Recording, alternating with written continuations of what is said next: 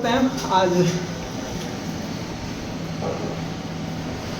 समझिएगा, बहुत छोटी छोटी बातें हैं लेकिन बहुत मार्मिक बातें हैं और टेक्निकल हमें बनना है। ठीक, रेडी? ठीक है। Good morning all of you.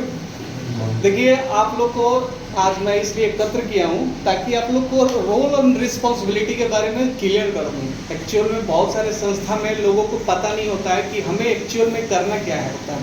होता भी क्या है, रिस्पॉन्सिबिलिटी क्या होती है, अकाउंटेबिलिटी भी क्या होती है, समझ में नहीं आता। ठीक है जी। तो बहुत बारीक बारीक चीज़ें हैं, आपको थोड़ा सा मैं इन चीज़ों को बताता हूँ। उसके बाद हमारा जो सप्लायर ऑडिट है इंपेरियल का 22 तारीख को, उसके बारे में थोड़ा सा बात करेंगे। और 27 और 28 को हमारा IFTF का सर्विलेंस ऑडिट है।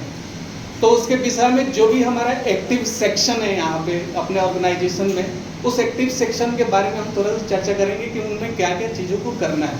ठीक है, तो लेट्स स्टार्ट दिस सेशन। ठीक है, तो बात आती है जिम्मेदारी की और जवाबदेही की। ये चीज़ें ना किसी को दी नहीं जाती है। जिम्मेदारी और जवाबदेही के लिए किसी को दी नहीं जाती।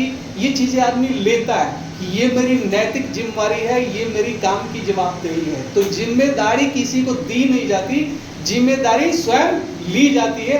वही एक अच्छा रिस्पॉन्सिबल बंदा होता है, कि सेंसिबल बंदा होता है। कहता है कि हाँ जी, मेरे में ऐसा चीज़ है, मुझे नहीं भी बताया गया है, फिर भी अपने जिम्मेदारी को, अपने कर्तव्य को, अपने चीज़ों को समझता है।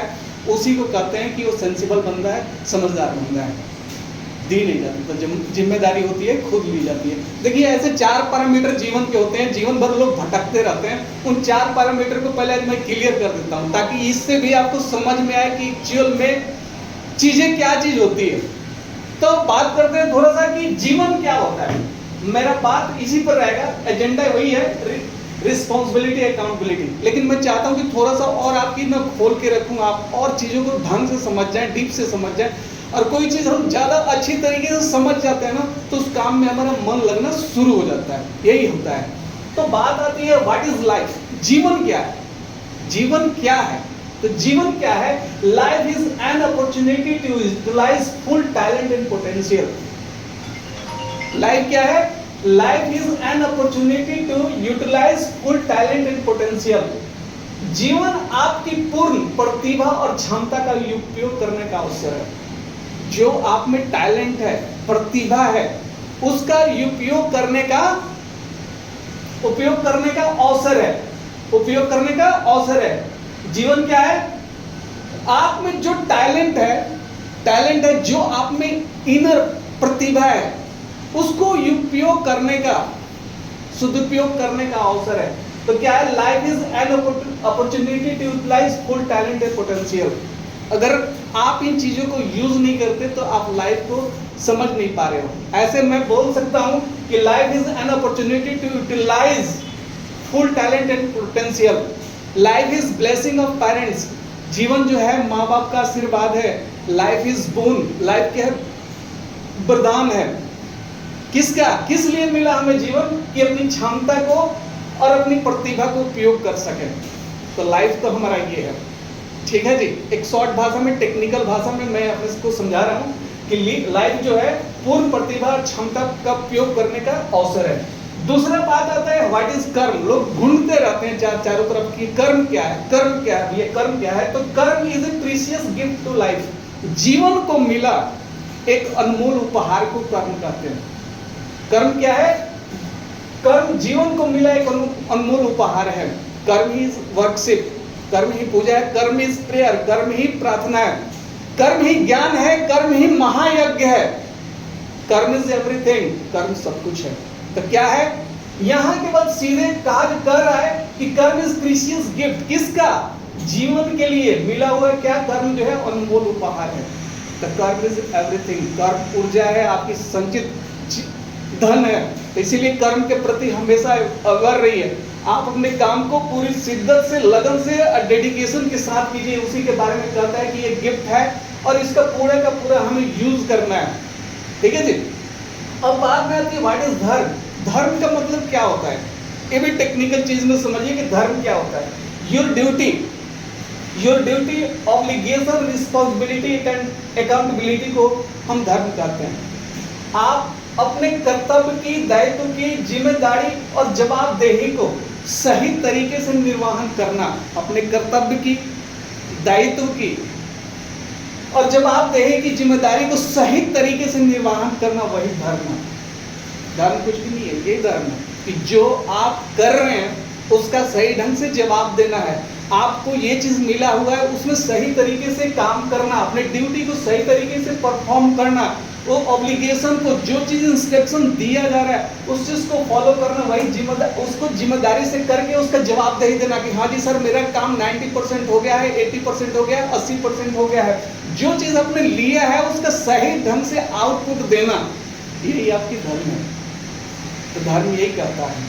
धर्म क्या कहता है कि जो आपकी duty, obligation, responsibility, accountability, that is your धर्म।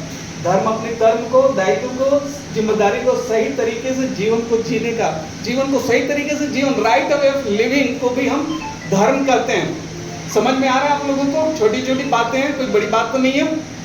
अगला बात करता है कि अब ये तीन चीज तो हमने समझ लिया कि जीवन क्या है, कर्म क्या है और धर्म क्या है। अब बात ये थी मौत क्या है। मौत क्या है? ये बात लोग पूछते हैं आज मौत क्या है। तो मौत है not utilizing your full potential for life, family and nation. अपने जीवन के लिए, परिवार के लिए और राष्ट्र के लिए अपनी पूर्ण क्षमता को न यूज करना, यही मौत है।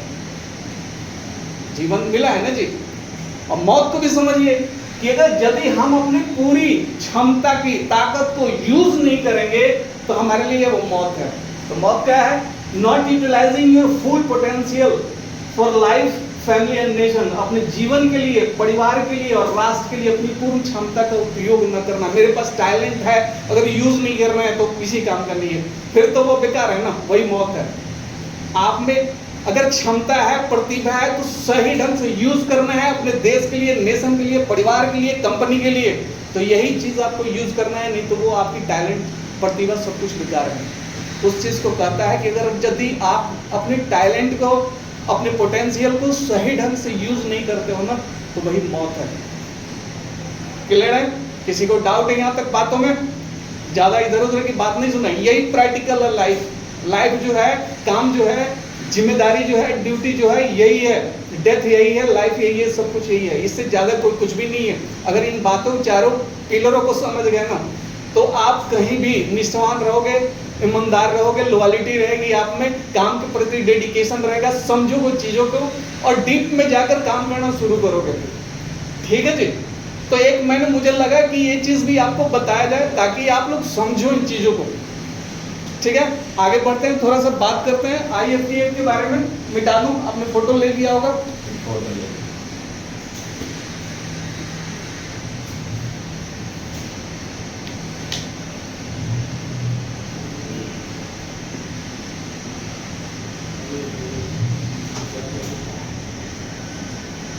ठीक है, बात करते हैं अब बात करते हैं हम कंपनी के स्टैंडर्ड की। देखिए, मुझे आशा है ना आप लोग अपनी अकाउंटेबिलिटी या रिस्पॉन्सिबिलिटी को पूरी तरीके से समझ गए होंगे। अगर किन्हीं को इन चारों बातों में दिक्कत है तो मेरे से कभी भी बैठ के बात कर सकते हैं, मैं चारों को और डिटेल से बता दूंगा।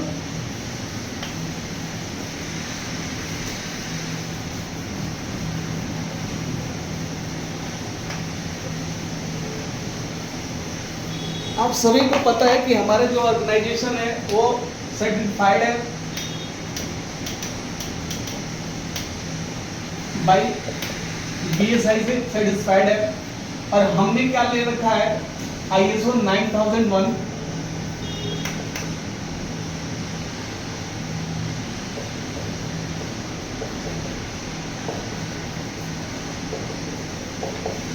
ठीक है, हमारा ये स्टैंडर्ड है, हमने ये स्टैंडर्ड ले रखा है। इसके अकॉर्डिंग हमारा जो सर्विलेंस ऑडिट है वो जाकर 27-28 को होने जा रहा है। 27 और 28 को इसी महीने में होने जा रहा है। तो हमें इस पर काम करना है। ठीक है जी? तो हमारे पास जो एक्टिव सेक्शन है, एक्टिव सेक्शन कौन है हमारा? मैनेजमेंट है, HR है, मार्केटिंग है, परचेज है, स्टोर है, डिस्पैच है, प्रोडक्शन है, क्वालिटी है। ये सारा इन्वॉल्व है। ये सेक्शन हमारे इन्वॉल्व हो सकता है, डिजाइन भी हो, एनपीडी भी हो, लेकिन अब तक मैंने मॉनिटर किया लगभग इसी पर हमारे काम चल रहा है, यही है। तो इनकी जो मैनेजमेंट में है मिस्टर जगदेव, इसमें मैनेजमेंट में आपकी इंटरनल ऑडिट, बिजनेस प्लान और आपका एमआरएम, ये सारा कुछ गैप है। ये लगभग साल भर से गैप है, इस पर काम नहीं हुआ है। आप इसको देखो।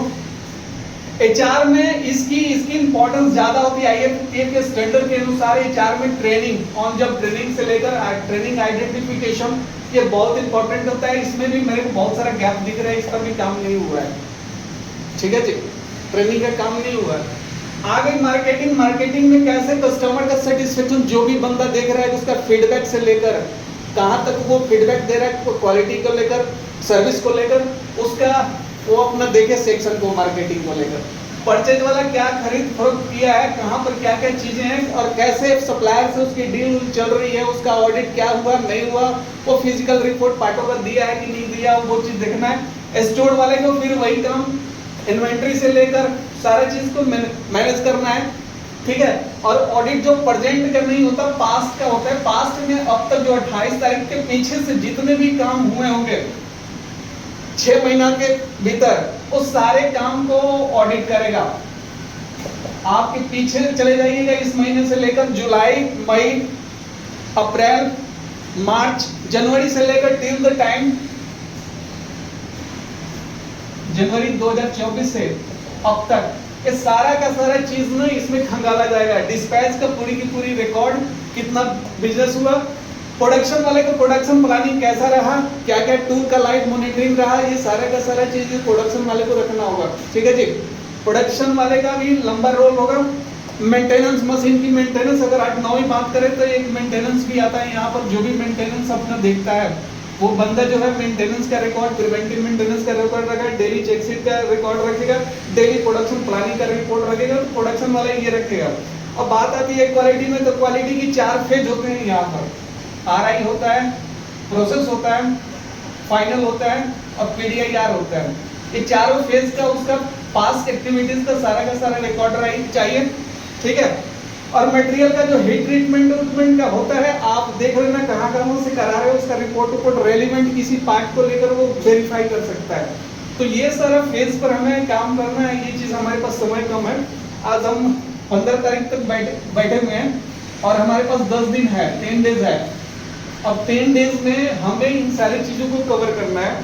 तो आप लोग अपने अपने प्रोसीजर के अनुसार, जो भी अब तक प्रोसीजर मिला है, प्रोसीजर के अकॉर्डिंग जितना भी पास्ट में गैप काम हुआ है उसका एविडेंस, इनकमिंग का रिपोर्ट, इन प्रोसेस का रिपोर्ट, फाइनल पे क्या रिपोर्ट बना है, पीडीआई का रिपोर्ट, सारे के सारे कंपाइल करना है, टेस्ट रिपोर्ट रखना है, एमपीसी रखना है, इन सारे का सारा चीजें रखना है। ब्रेकडाउन का रिकॉर्ड, मशीन प्रोडक्शन वाले, सारा मेंटेनेंस वाले ये रखेंगे, तो क्या क्या होता है एमटीआरआर रखेंगे, और ये सारा चीज इनका काम है मेंटेनेंस का रिकॉर्ड करना, कैसे इन चीजों करना। ठीक है जी। और आपका काम है, आपका जो एमआईएस है उसके अकॉर्डिंग, जो ऑब्जेक्टिव है जगत, उसके अकॉर्डिंग सारा चीज को अपडेट है कि नहीं है, कहाँ पर गैप है, ये सारा काम है। तो मैं आशा करता हूँ कि आप लोग कोऑपरेट करोगे और इन चीजों को फटाफट करेंगे हम लोग, और जल्दी करेंगे। कोई किसी को डाउट है? अपना प्लानिंग के अकॉर्डिंग जगदेव सबको प्लानिंग दे दो, क्या क्या प्लानिंग था, 6 मंथ में क्या प्लानिंग था, 6 मंथ का प्लानिंग दे दो। प्लानिंग के अकॉर्डिंग, शेड्यूल के अकॉर्डिंग सारा ये चीज कवर करवा दो।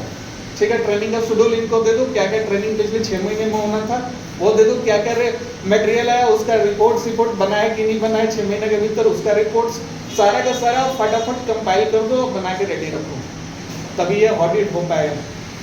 ठीक है जी। अगर जेन्युइन तरीके से करना है तो। ठीक है जी। किसी को कुछ पूछना है? इसमें ना जैसे सारे डिपार्टमेंट का हमने बात कर ली, तो सबके नाम इसमें जब देके इंडिविजुअली सबको बुला के उन डॉक्यूमेंट्स को फिर बता दें जो बनाने हैं, जो ये मेंटेन करना है, और कौन कौन कर रहा है उसमें नहीं कर रहा है। मोस्टली मेरे तक सारा काम कंप्लीट है, सिर्फ फाइनल का रिकॉर्ड नहीं, फाइनल इंस्पेक्शन का फाइनल का कोई सा भी रिकॉर्ड कब तक है, शायद जनवरी का भी मिल जाए तो बड़ी बात है। तो इन प्रोसेस अप्रैल तक कंप्लीट है। आउटसोर्स में अगर देख लेना, कैलिब्रेशन देख लेना, रिपोर्ट देख लेना मटेरियल का। आउटसोर्स में जो भी हमारा रिपोर्ट आता है, प्लेटिंग का भी देख लेना, ये आउटसोर्स बाहर से जो भी हम कराते हैं उनका रिपोर्ट देखना, मटेरियल का रिपोर्ट देख लेना, कैलिब्रेशन का रिपोर्ट देख लो, अगर कोई प्रिवेंटिव मेंटेनेंस करता आता है उसका भी रिपोर्ट देख लो। ये सारा चीज कर लो, आप लोग मिलके एक एक करके सबको प्रोसीजर दे दो, काम बता दो। नहीं समझ में आता है तो मेरे साथ बैठ के सब क्लियर करो फटाफट।